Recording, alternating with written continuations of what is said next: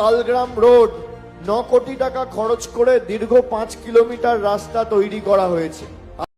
আমরা কি বলেছি ক কোটি টাকা আপনি দিয়েছেন কি না দিয়েছেন আমরা কি দেখেছি? দেখুন বন্ধুরা, এটা তালগ্রাম ভরতপুর রোড। এই রোডটার অবস্থাটা আমি একটু দেখাইছি। অভিষেক ব্যানার্জি বলেছে 9 কোটি টাকা দিয়ে রাস্তাটা করেছি। তা চলো তোমাদেরকে আমি দেখাই রাস্তার পরিস্থিতিটা কেমন। এটা যে ভরতপুর তালগ্রাম রোডের পরিস্থিতিটা তোমরা দেখো। এই যে রোডে তোমরা শেয়ারের মাধ্যমে বা কমেন্টের মাধ্যমে বা শেয়ারের মাধ্যমে জানিয়ে দাও সর্বভারতীয় তৃণমূল কংগ্রেস সভাপতির কাছে, যাতে উনি এই ভিডিওটা দেখতে পারেন।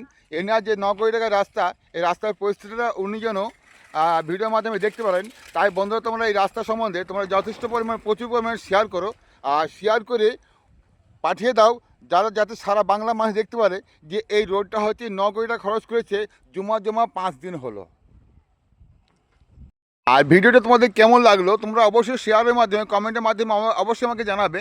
দেখো রাস্তার পরিস্থিতিটা, আর তোমরা শেয়ার করো, যারা শেয়ার করে জানিয়ে দাও যে এই রাস্তাটা 9 কোটি টাকা রাস্তা খরচ করেছে। তা তোমরা অবশ্যই একটু শেয়ার করে সবাইকে জানিয়ে দাও বা দেখিয়ে দাও। দেখো ভাই, এই রাস্তাটা হচ্ছে 5 কিলোমিটার 9 কোটি টাকা খরচ করেছে। তাই আমি পুরো রাস্তাটা হেঁটে হেঁটে দেখানো সম্ভব নয়। তা আমি কিছুটা জায়গাতে তোমাদেরকে হেঁটে হেঁটে পুরো রাস্তাটা দেখালাম, যতটা পারলাম দেখালাম।